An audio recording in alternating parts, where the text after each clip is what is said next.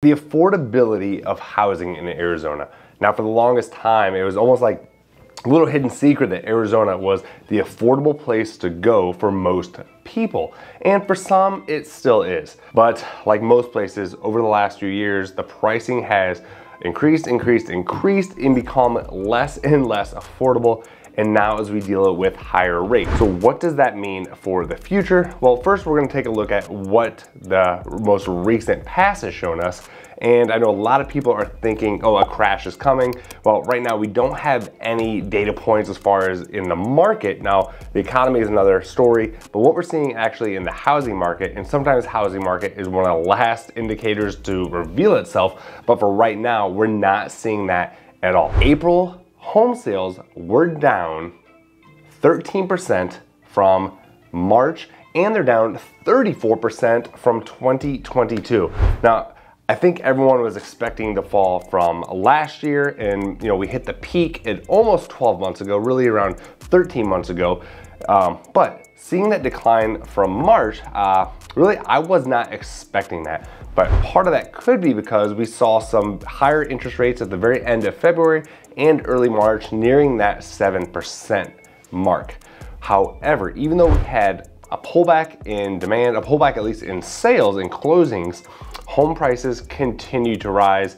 And for the last several months, the median price has continued to go up here in Phoenix Metro. So despite what you may be hearing from big media, home prices are going up. It is becoming really less affordable. And how long will that continue? Will it ever go back to where it becomes quote unquote affordable? And again, affordable is very up to each individual. Some people, it is still really affordable here. And some people, really for people who are born and raised here, they've almost been priced out where they've had to leave to be able to get into their first home. Now, if we look at new homes and resale homes, so the median price of a resale was $435, and again, that has gone up for the last few months. And new homes, the median price was around $515,000. And going back to the new construction, so looking at the new construction and what they're doing, and at one point in 2021, 2022, they were pulling around 3,000 permits per month in Maricopa and Pinal County.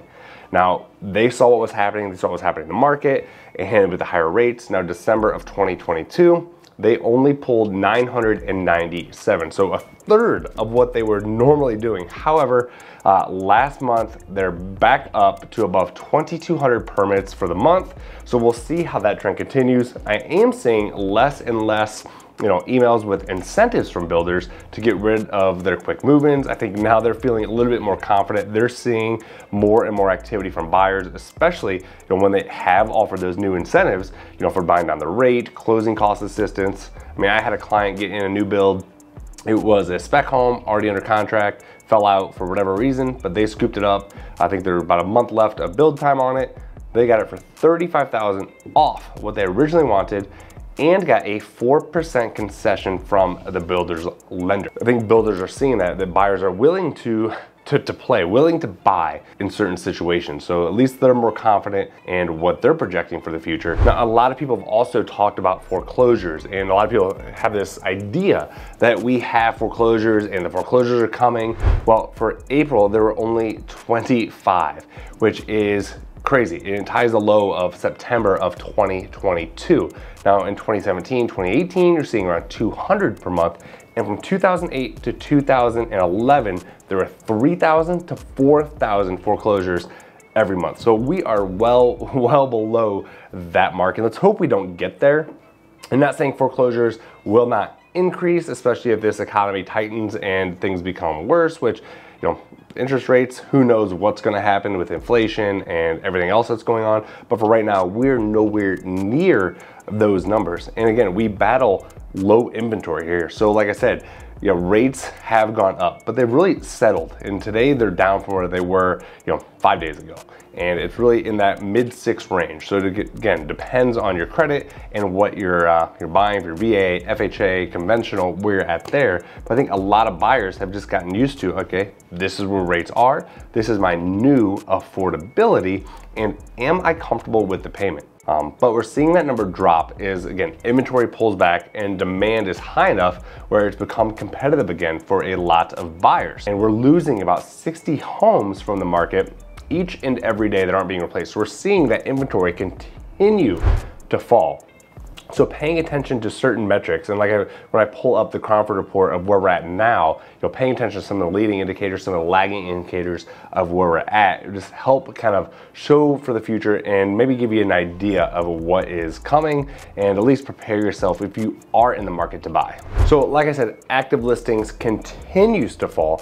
However, and I mentioned, last month closed sales were down, but currently pending listings are up from last month and last quarter. And listings under contract are also up from last month and last quarter. Days on market has fallen again. Month supply of inventory is also down. And we're looking at listing success rate that's really been holding steady in the upper 70% range. It's touched 80% a little bit, but it's really holding on that 78, 79%, which is good for sellers. Homes are selling. But again, I've mentioned in so many other videos, sellers, you have to price your home accordingly, and it doesn't mean any price you want. Pay attention to what the market shows.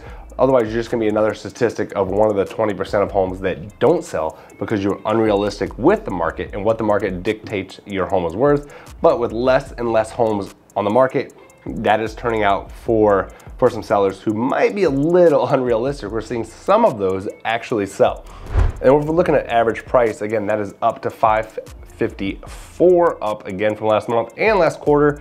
Remember, this time last year, we're almost at $600,000 on average, and the median was $467. Well, right now, the median across the market is at $425. Like I said, this varies from market to market, city to city in Phoenix Metro, but it's showing you where we're at. And Cromford Market Index is well above 100 at 145. So really feeling that seller's market. Now, there are a few areas that are quote unquote a buyer's market on paper, but what happens if rates drop? They're already in the mid sixes, inventory is already low, and homes are still selling, prices go up. But a client asked me, Rich, if rates drop, what's gonna happen then? I'm like, well, we might get into kind of back where we were, where it became FOMO and it became buyers paying well above list price and foregoing appraisals, inspections. Now, yeah, I want rates to drop. I want buyers to be able to get a great monthly payment.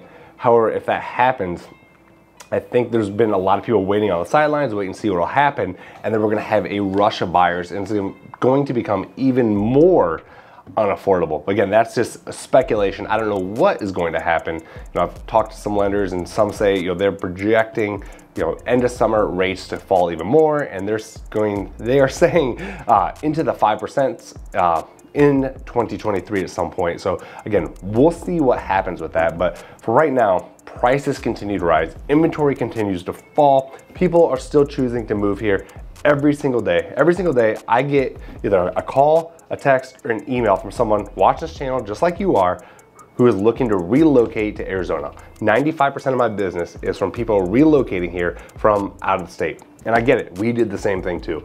So if that is you, if it's 3 days from now, 3 years from now, reach out. I'd love to help you have that conversation, what that looks like. Follow me on Instagram. Let me know, what do you think about the market? What do you think is going to happen moving forward? Is going to be status quo. This is what it is, and prices are just going to continue to go up. Maybe not drastic, but little by little. But generally curious of what you think is going to happen. But have a good one, and I'll see you on the next video.